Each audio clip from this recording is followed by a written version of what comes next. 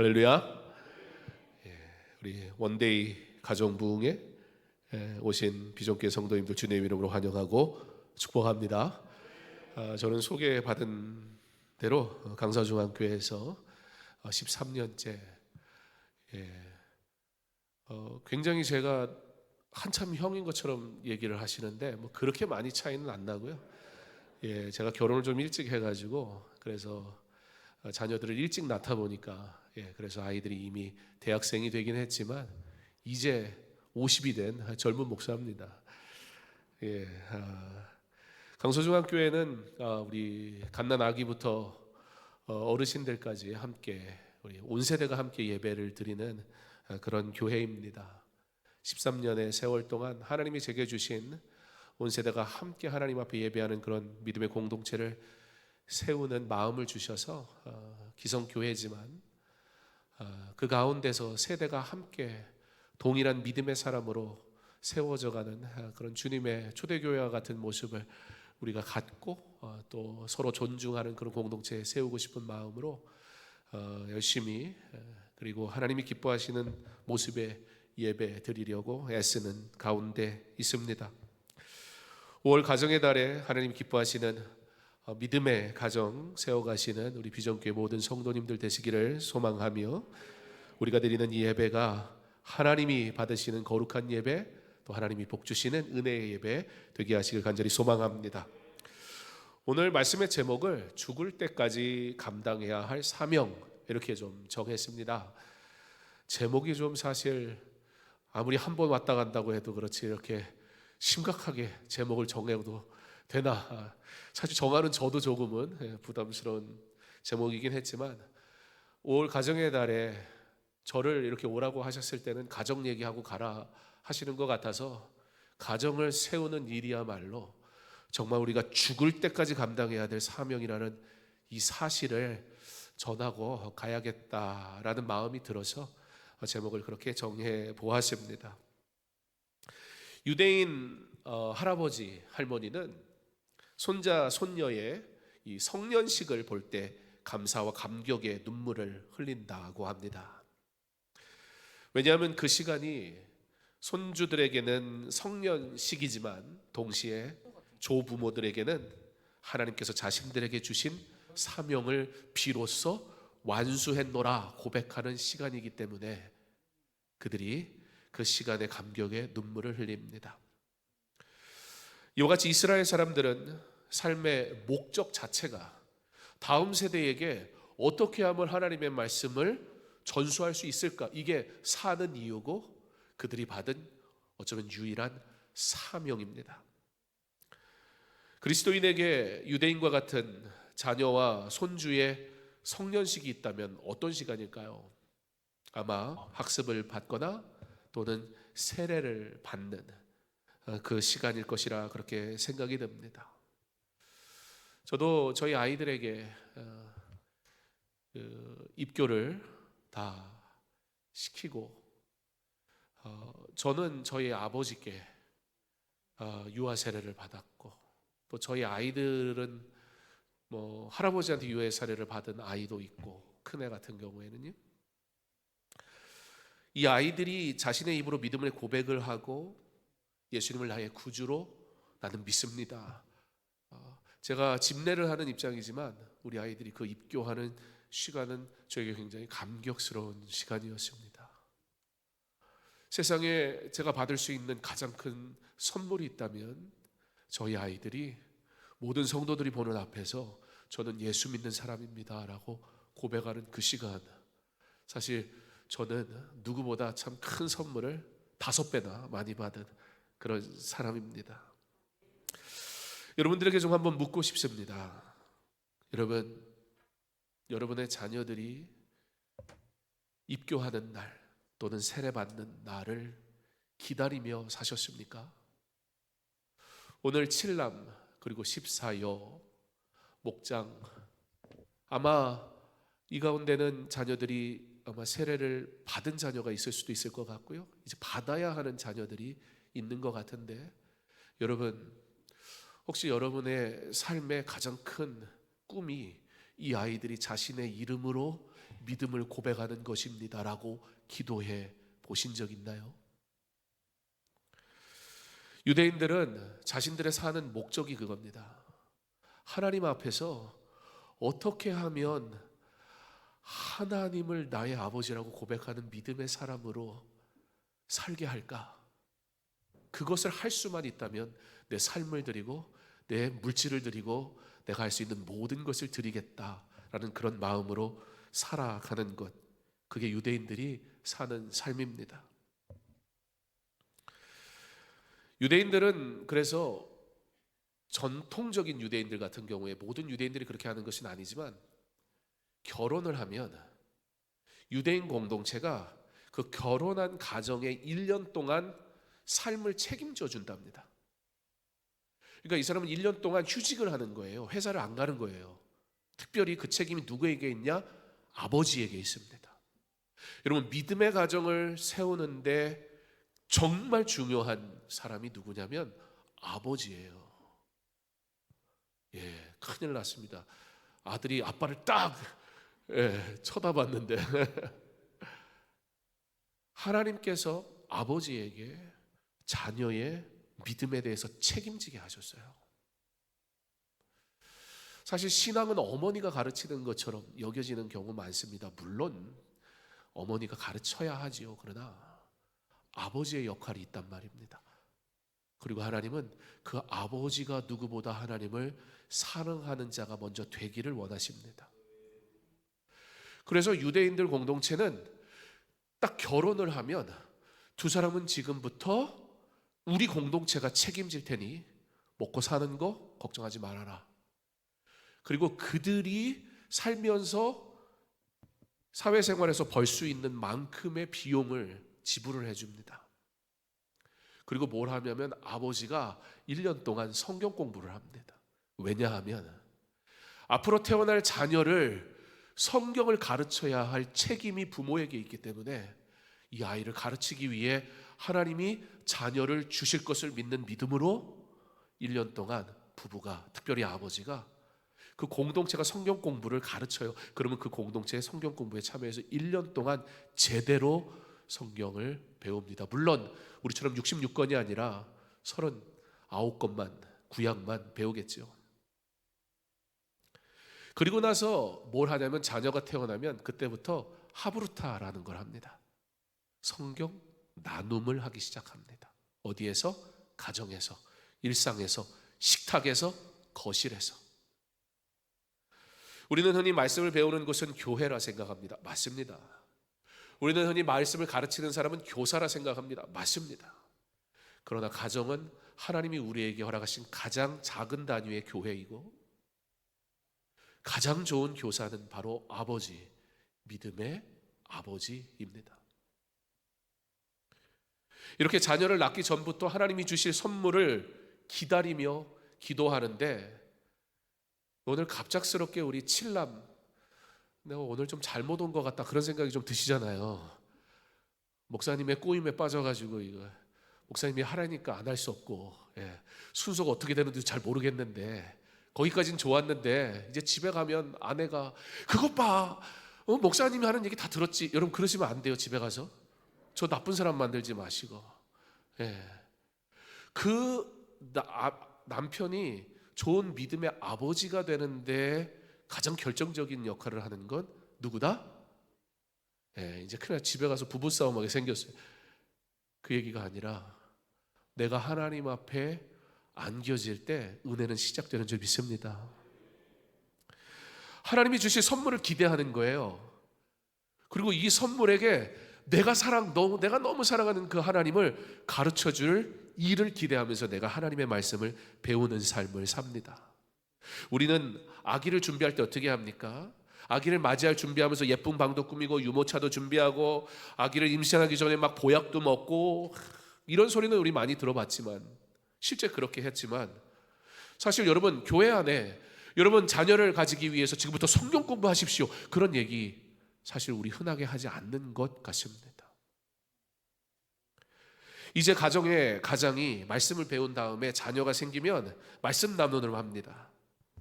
그 말씀 나눔을 어디서 하냐? 식탁에서 해요. 거실에서 해요. 그리고 유대인들은 실제 그 식탁에서 거실에서 이렇게 모이면 식당에 뭐 컴퓨터도 있을 것이고 TV도 있을 것이고 뭐 이것저것 있잖아요. 그래서 유대인들 가정에는 커튼이 다 달려 있어요. 아니면 천이 있어요. 그래서 교제를 할 때 그 모든 것을 다 덮어버립니다.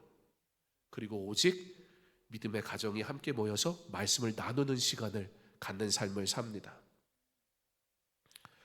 가정에서 말씀을 나눈다는 것, 사실 한국교회가 가지고 있는 가장 큰 숙제라면 가정에서도 말씀이 나누어지는가 아마일 것입니다. 거기서 뭐를 하는 거냐면 이야기하는 거예요. 성경 공부 그러면 어려운 이야기가 아니라 하나님이 이런 일을 하셨고 하나님이 이러한 은혜를 주셨고 하나님이 이러한 복을 주셨단다라고 자녀들에게 이것이 우리의 일상과 우리와 직접적인 관계가 있는 일이라는 것을 아이들이 어릴 때부터 당연하게 받고 당연하게 이해하도록 가르치는 삶을 사는 것, 그게 바로 하브루타라는 것입니다.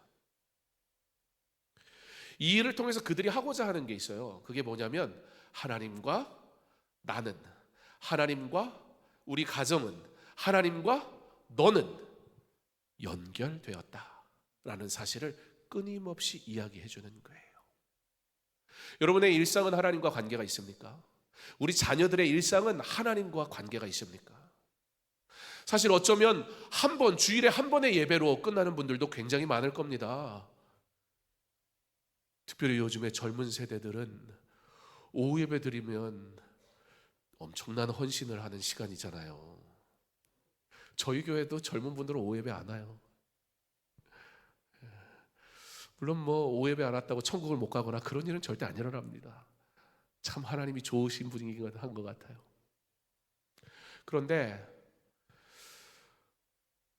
여러분이 예배를 드리고 안 드리고의 문제를 떠나서 이 거룩한 한 날 주일만이라도 내 삶이, 우리 자녀들의 삶이 하나님과 연결되었다라고 가르치며 살아내며 살고 있느냐, 이건 굉장히 중요한 문제라는 겁니다. 예를 들어서 유대인들은 새벽에 부모가 기도할 때, 여성들 같은 경우는 여러분 겨울에 추우면 이렇게 숄 이렇게 덮잖아요. 그런 숄을 가지고 이렇게 덮고서는 기도를 합니다. 물론 유대인들은 너무 그런 율법주의적인 것들을 강조하니까 문제긴 한데 의미가 있습니다. 그걸 이렇게 하는 이유는 하나님께서 나를 이와 같이 품어주신다라는 믿음으로 그렇게 기도를 합니다. 그런데 이것을 뒤집어 쓰는 게 자신만의 것이 아니라, 그래서 아이들을 위해서 기도할 때 그 숄로 자신과 아이를 함께 이렇게 감싸요. 그리고 사랑하는 아들아, 사랑하는 딸아, 하나님은 이렇게 너를 품어주시는 분이다라고 실제적으로 신앙을 가르쳐 줍니다. 아침에 아이가 일어났을 때, 아이가 잠들 때에 사랑하는 아들아, 사랑하는 딸아, 우리는 이와 같이 하나님의 보호 속에 있는 하나님의 자녀다라는 사실을 여러분 매일의 삶에 자녀들에게 말해 주십시오. 그것만으로도 아마 놀라운 일들이 일어날 겁니다. 저에게 아이들을 어떻게 키우냐, 이 아이들, 저한테 제가 늘 받는 질문이 있어요. 근데 목사님, 이렇게 헌신 예배 애들 데리고 오면 뭐 해주세요? 그래요. 애들이 그냥 절대 오지 않는다는 거죠. 뭔가 약속을 하고 왔을 것이다. 예. 저는 협박 외에는 한 게 없습니다. 가야 된다.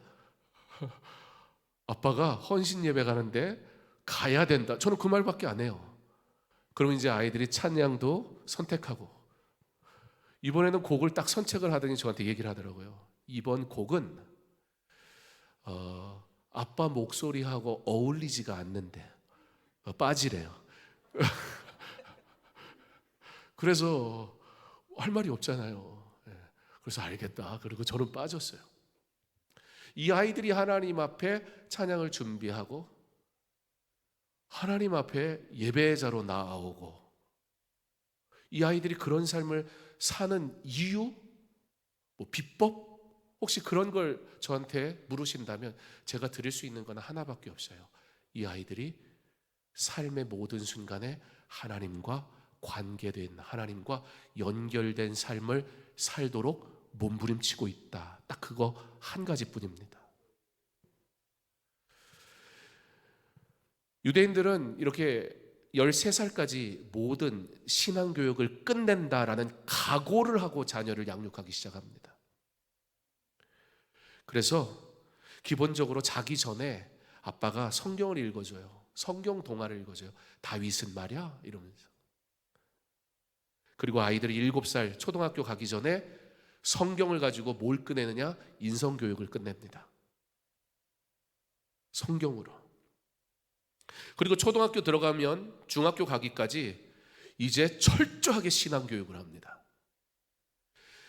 아이가 중학생이 되기까지 내가 하나님의 말씀을 다 가르칠 것이다. 인성교육이 끝나고 신앙교육이 끝나니까 이제 중학교 가면 어떻게 되냐? 이제는 스스로 하나의 하나님의 백성이라는 사실을 스스로 고백하는 자로 양육했으니까 그때부터는 자유를 줍니다. 하나님의 믿음의 사람으로 너가 살아가라. 그러니까 사춘기 그런 거 염려 안 해도 돼요. 우리 목사님 딸이 중2잖아요. 사춘기 그런 거 염려 안 해도 돼요. 예배만 잘 드리면 돼요. 이렇게 말하면 좀 사기꾼처럼 들리지 모르는데 예배를 안 드려서 사춘기가 오는 거예요. 그렇지 않습니까? 여러분 사실 이게 우리의 신앙의 고백이어야 되거든요. 말씀이 내 안에 있으면 내 심령이 변화되고 내 심령이 변화되면 세상을 바라보는 내 시선이 달라지고 내가 보는 것이 달라지면 세상을 꿈꾸지 않고 하나님의 일을 꿈꾸는데 사춘기 갈 시간이 어디 있어요? 제가 저희 아이들에게 한 건 딱 그거밖에 없어요. 믿음 생활, 신앙 생활. 제가 저희 아이들이 여기 다 있기 때문에 거짓말을 할 수가 없어요. 부풀려서 이야기를 할 수가 없어요. 저희 아이들은 굉장히 행복한 아이들입니다. 오해는 하지 말고 들으세요. 저희 아이들은 자 우리 중학생 고등학생 있으면 귀를 닫고 부모님만 들어야 돼. 이건 쟤들이 들으면 골치 아파 집에 가서. 저희 아이들은 비법 알려드리는 거예요. 학원을 안 다녔어요.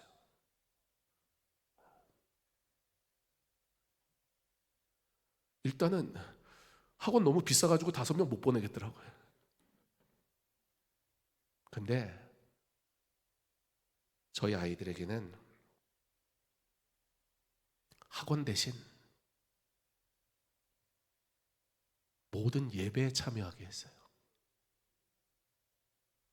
얘네들은 주일 오후 예배 원래 참여합니다. 그러니까 이렇게 오는 게 이상하지가 않아요. 원래 예배 드리는 시간이거든요, 이 시간은. 얘네들은 하예리가 부담스럽겠네 오늘. 뭐 그러려니 하고 들어라. 저희 아이들은 당연히 금요 예배에 참여합니다. 그러니까 저희 아이들에게 제가 가르친 건 딱 하나예요. 너희들의 일상을 성실하게 살고 너에게 주신 꿈을 따라 열심히 살아가되 그 일상의 스케줄을 정하는데 중심이 있어야 되잖아요. 그게 뭐다? 예배다. 예배드릴 시간은 다른 스케줄 잡는 게 아니에요. 제가 이 아이들을 저희 둘이서 어떻게 5명을 키울 수 있겠습니까? 그러니까 제가 하는 건 하나님 앞에 맡기는 것뿐이에요. 부모는 자녀를 내 품에 품고 내가 하나님의 품에 안길 때 비로소 하나님이 일하시기 시작합니다. 내 부모를 내 자녀를 내가 품지 않았는데 목사님이 어떻게 책임져줘요? 내가 하나님 앞에 안기지 않는 부모가 어떻게 우리 아이가 믿음으로 자랄 걸 기대할 수 있겠습니까? 제가 애가 많으니까 제 스스로 겸손해지게 되더라고요. 하나님 키울 자신도 없고 방법도 없습니다. 그냥 하나님이 키워주세요. 그리고 제가 이 아이들과 함께 하나님 앞에 예배드립니다. 제가 오후 예배는 설교를 안 해요. 우리 부교육자들이 설교를 하는데 그래서 오후 예배 드릴 때는 제가 아버지가 목사님이니까 늘 서운한 게 있었어요. 저는 저희 아버지하고 예배 시간에 같이 앉아서 예배를 드려본 적이 없어요. 담임 목사님이시니까. 그래서 오후 예배 때 저희 아이들을 예배 드리면 제가 아이들하고 같이 저 뒤에 가서 아이들이랑 같이 앉아서 예배 드려요. 전 그 시간이 너무 행복해요. 근데 이제는 오후 예배 때 찬양팀하고 뭐 이렇게 악기하고 방송실 섬기고 뭐 이러다 보니까 이제는 좀 크고 나니까 그게 잘 안 되기는 하지만 정말 저에게 행복했던 순간들이 있는데 예배 시간에 이 아이들과 옆에 함께 앉아서 이렇게 손잡고 찬양하고 기도하고. 사실 제가 아이들에게 해준 게 없거든요. 여러분, 우리가 신앙으로 교육해야 된다라고 하면 유대인이니까 가능하겠지. 유대 사회 자체가 그런 공동체니까 유대인의 신앙교육 그러면 마치 또 나하고 상관없는 이야기처럼 얘기해요. 목회자인 제가 말씀을 가르쳐야 합니다라고 하면 목사님이니까 그걸 할 수 있겠죠. 예, 사실 저희 아이들 신약 구약 제가 다 가르쳤습니다. 그러나 따로 가르친 게 아니라 저희 성도들하고 제가 성경 공부하거든요. 거기에 그냥 같이 참여하는 거예요. 저희 아이들이 어른들 성경 공부에 그냥 참여하는 거예요. 특주하는 모습 보셔서 아시겠지만 딸 셋 다 대학생이고 아들 둘 쟤들은 지금 현재 예고를 다녀요. 저희 교회 근처에 예고가 있어가지고 그 예고를 다녀요.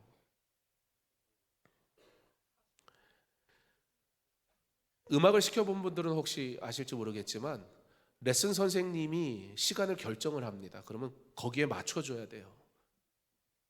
그래서 저희는 선생님들하고 이야기할 때 그래요. 금요일 날은 예배가 있습니다. 주일 날은 부르시면 안 됩니다. 제가 튕길 입장이 아니거든요. 선생님 잘 봐주세요 이래야 되잖아요.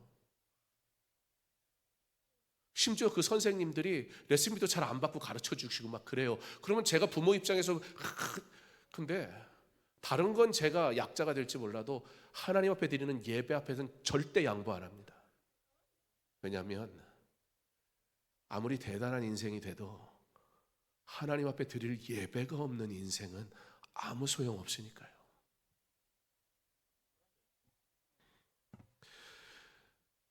우리의 삶에 모두 마찬가지인 것 같습니다. 하나님 앞에 드리는 예배, 그 어떤 것도 이 예배를 방해하지 못하게 해야 합니다. 자녀들로 하나님을 사랑하고 하나님만 사랑하는 삶의 자리를 만들어주는 역할, 그게 바로 부모의 역할입니다. 목사의 가정에서 이 많은 아이들을 음악을 시킨다는 거 한국이라는 사회에서 불가능합니다. 우리 하엘이가 나는 늦었어 그렇지만 저희 집 애들이 하엘이 나이 때 음악을 전공한 애가 없어요. 전부 중3 고등학교 돼서 음악을 한 거예요. 이유는 딱 하나입니다. 못하게 했어요. 저희가. 제가 목사인데 어떻게 음악을 시킵니까? 혹시 여기 음악 시켜본 분 계세요? 집안이 거덜나야 됩니다. 음악을 시키려면. 제가 저희 아이들 음악 시키면서 제일 미안한 게 뭐냐면 친구들은 6천만 원, 8천만 원, 1억짜리 악기 들고 와가지고 대학 갈래니까 제가 여기서 가격을 얘기할 수는 없을 것 같고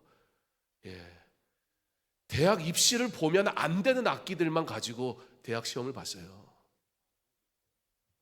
음악을 하도 하고 싶다고 그래서 그래? 그럼 아빠가 시켜줄 수 없으니까 너희가 하나님 앞에 기도해라. 그리고 아빠는 최소한의 것으로 해줄 거다.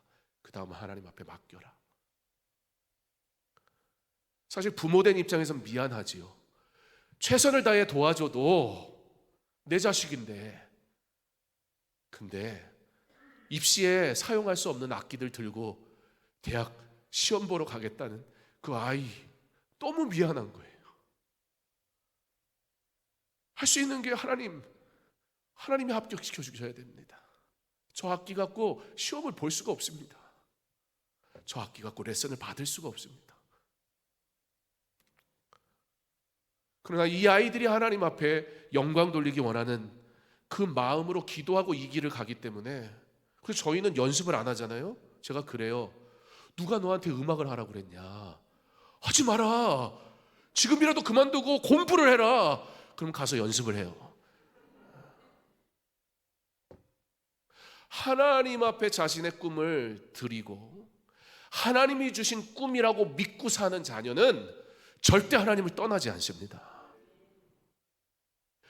예배를 강요하는 삶이 아니라 예배가 복이라는 것을 가르쳐주는 그 사명이 누구에 있냐? 바로 부모에게 있다라는 거예요.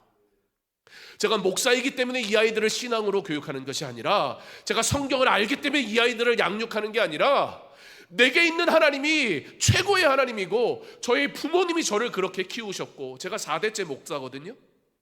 아버지도 목사고 하나님도 목사, 할아버지도 목사님이시고 증조 할아버지도 목사님이셨어요. 생각만 해도 끔찍하지 않습니까? 집안이 모이면 목사가 드글드글, 순서 주기도 어려워요. 누가 축도를 해야, 돌아가면서 해야 되니까. 설교할 사람, 축도할 사람 이렇게 해도 나만 목사가. 왜냐면 제 사촌들도 목사들이 있거든요. 목사기 때문이 아니라 하나님 앞에 드리는 예배가 있는 삶을 사니까 이 아이들이 하나님의 자녀로 살아갈 수밖에 없습니다.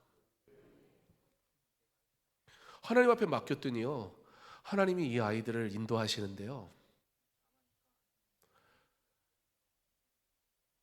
하나님이 장학재단 막 연결을 해주시는 거예요. 레슨비를 낼 수 있도록. 전국에서 몇 명 뽑질 않아요. 근데 그 뽑힌 아이들 보니까 막 전교 1등 하는 애들, 뭐 국가대표 상비군 뭐 이런 애들이 되는 거예요. 저희 아이가 좀 기분 나쁠지 모르겠지만 저희 아이는 그런 수준은 아니거든요. 그런 뭐 대단한 달란트를 가진 애들은 아니에요. 30명을 장학재단에서 뽑았는데 전국에서 3명은 기준 미달이라고 안 뽑아서 27명만 뽑았어요. 근데 그 중에 저희 아이가 뽑혔는데 유일하게 얘만 음악 전공이 뽑혔어요. 근데 누누이 말씀드리지만 그 실력이 아니라니까요. 큰일 났네 이제. 그렇다고 노골적으로 이렇게 얘기하냐, 그리고 집에 가서 뭐라 하며. 여러분, 정말 우리가 은혜로 사는 사람이라고 믿는다면 그 은혜가 임하는 곳에 저와 여러분이 있길 간절히 소망합니다. 그 은혜가 임하는 첫 번째 자리, 예배의 자리인 줄 믿습니다. 기도의 자리인 줄 믿습니다. 여러분이 하나님의 이름으로 축복하는 그 자녀, 기도한 대로 응답될 줄 믿습니다.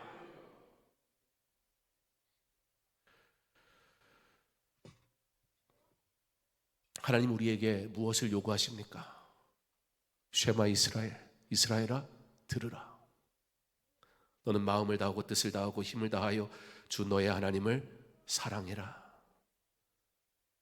부모인 내가 하나님만 사랑하고 내 자녀에게 하나님만 사랑하라고 가르치는 삶을 시작하시기를 부탁을 드립니다. 놀라운 일이 일어나기 시작할 겁니다. 오늘 말씀은 바울이 1차 선교 여행을 출발하여 비시디아 안디옥에서 안식일에 회당에서 복음을 전하는 내용입니다. 그가 복음을 선포하며 세례 요한에 대해 말합니다. 그가 오시기에 앞서 요한이 먼저 회개의 세례를 모든 이스라엘 모든 백성에게 전파하니라. 그가 오시기에 앞서 요한이 먼저.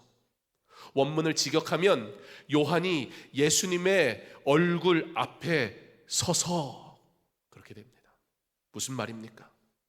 이스라엘 백성은 예수님보다 세례 요한의 얼굴을 먼저 보았습니다. 사람들이 예수님을 소개하는 세례 요한의 얼굴을 봅니다. 내 뒤에 오시는 이가 그리스도라. 여러분, 그리스도인은 뭐 하는 사람입니까? 예수님의 얼굴을 보여주는 사람입니다. 나의 얼굴을 먼저 보여주며 예수 그리스도를 보라고 가르쳐주는 사람들입니다. 부모는 자녀에게 예수님을 보여주기 위해 먼저 보여진 자들입니다. 이것을 믿으시기 바랍니다. 그렇다면 어떻게 살아야 하겠습니까? 나의 얼굴을 보여줌으로 나의 자녀가, 나의 부모가, 나의 주변에 있는 이들이 예수를 만난다고 믿는다면 어떠한 얼굴로 살아야 하겠습니까?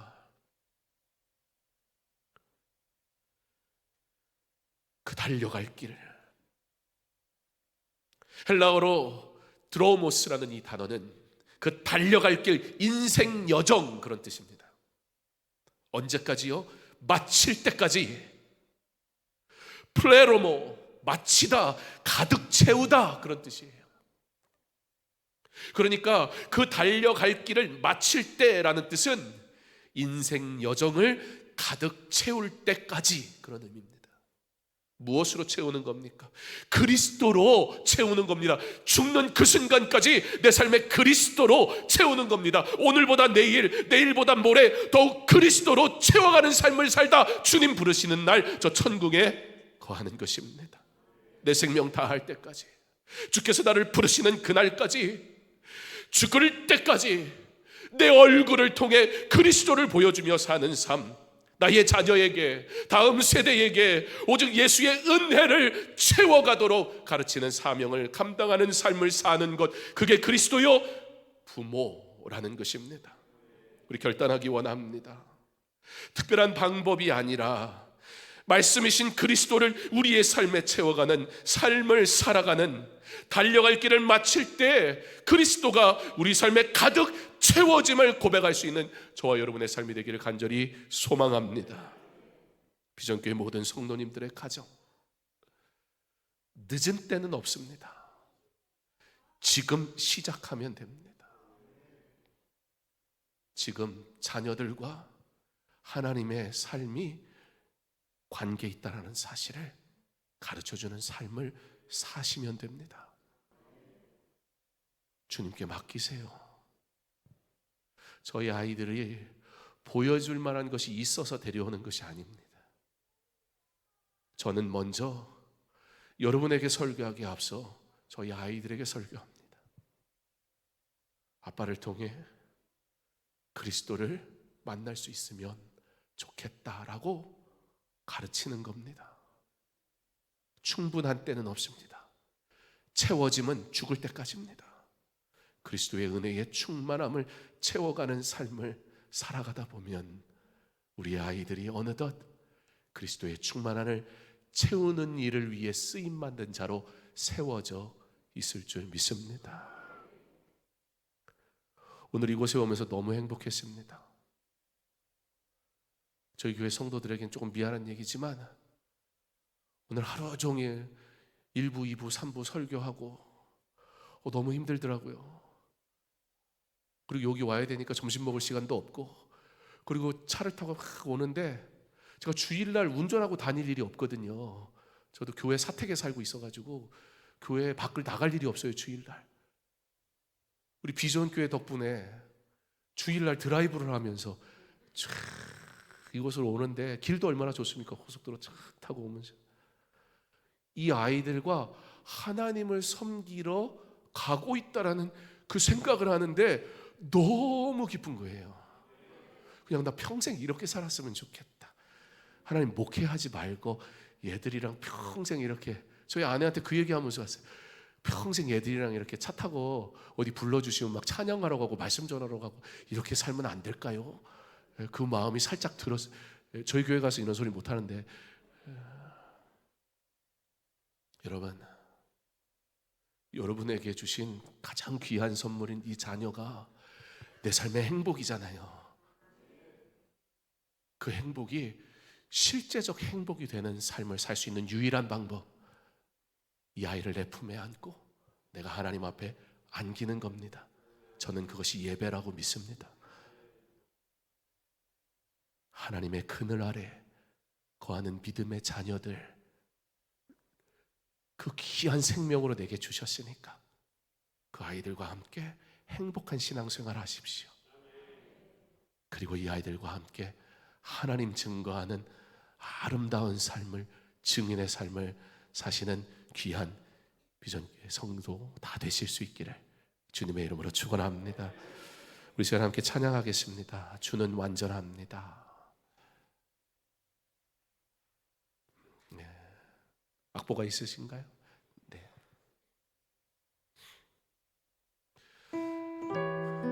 우리 연약합니다. 여러분에게 말씀으로 부담드리고 싶은 건 아니었습니다. 그러나 내가 연약함을 인정하는 그 순간부터 하나님이 역사하기 시작하실 줄 믿습니다. 연약함을 고백함으로 시작하십시오. 하나님의 능력으로 채워질 것을 기대하십시오. 그리고 나도 그와 같은 삶을 살겠다고 한번 결단해 보십시오. 새롭게 하시는 하나님의 놀라운 일들을 경험하는 아름다운 신앙의 여정이 시작될 줄 믿습니다.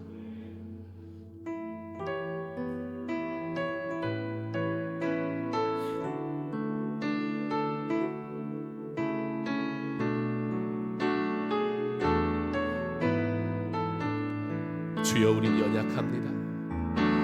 주여 우린 연약합니다.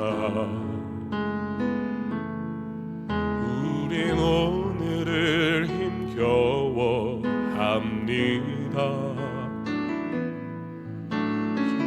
힘들여 살기에 부족합니다.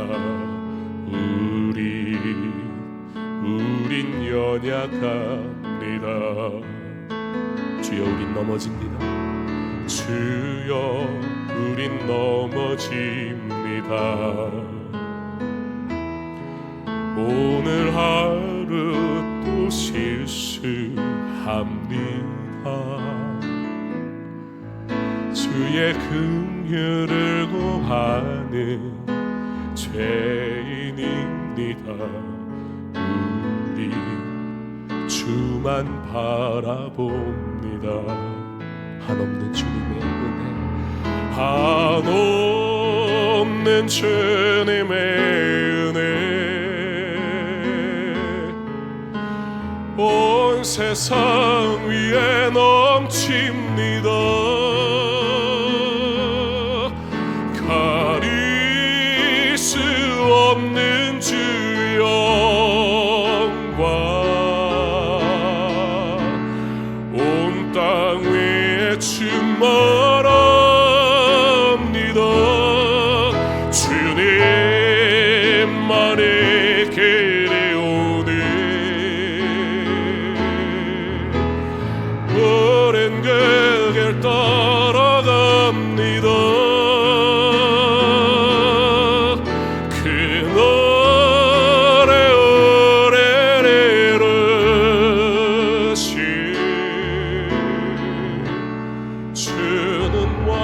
완전합니다. 한없는 주님의 은혜, 한없는 주님의 은혜, 온 세상 위에 넘칩니다. 가릴 수 없는 주 영광,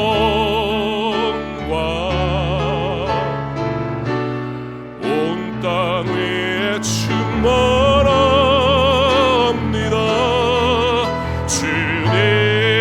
주님만의 길이 오니 오랜 그 길 따라갑니다.